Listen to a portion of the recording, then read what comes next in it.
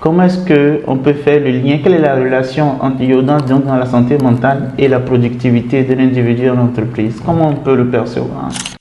Qui impacte le psychisme, donc le cerveau et le vécu des personnes. Et justement, l'approche santé mentale est une approche plus globale qui vient à la fois permettre à la personne de pouvoir se développer comme il se doit, de pouvoir se réaliser, de pouvoir mener une vie normale et d'éviter justement de tomber dans des troubles psychiques qui peuvent aller jusqu'à des maladies mentales. Voilà, donc c'est ça en fait la santé mentale. On n'est pas, c'est pas ce qu'on appelle, on va dire la folie ou non, c'est pas cela.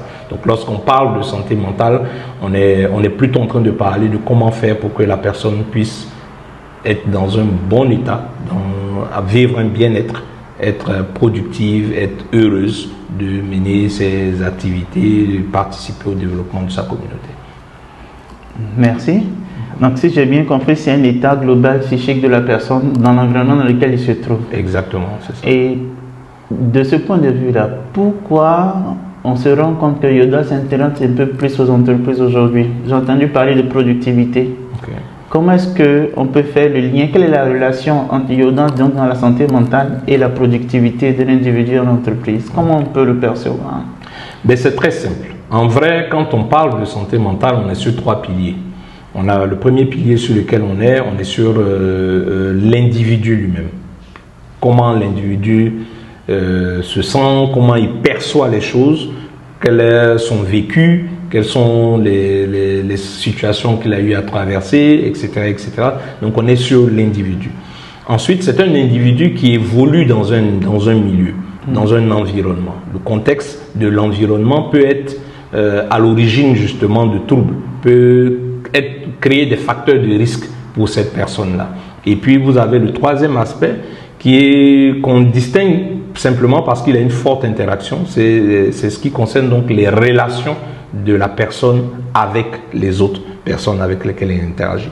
Si on prend ce même modèle-là et qu'on le calque à une entreprise, vous avez le travailleur, le chef d'entreprise, le manager, etc.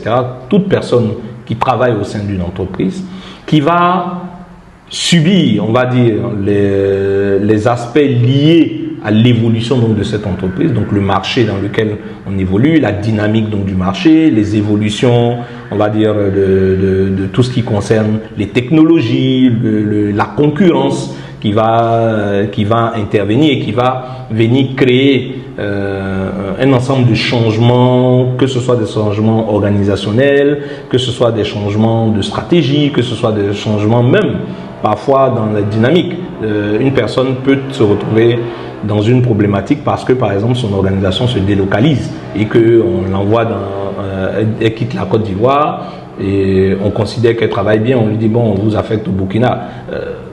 La personne peut ne pas véritablement apprécier de devoir partir et donc ça va lui créer des challenges qu'elle est obligée de gérer par exemple. Donc ça c'est le contexte de l'environnement. Et aujourd'hui par exemple